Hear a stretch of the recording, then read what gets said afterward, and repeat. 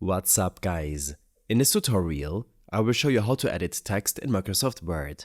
Editing text is a fundamental skill for anyone using Microsoft Word, from students to professionals.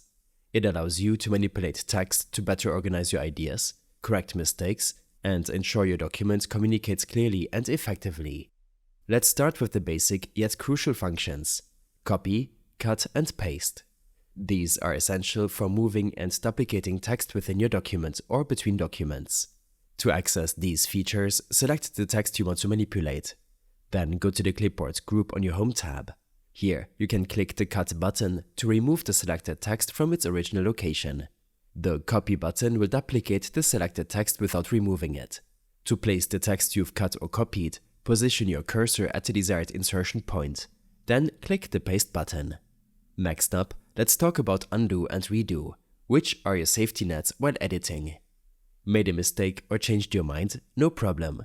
Click the undo button in the quick access toolbar at the very top of Word to reverse your last action. If you undo something by mistake, you can use the redo button to reapply the action. Now, for efficiency in handling large documents, the find and replace functions are indispensable.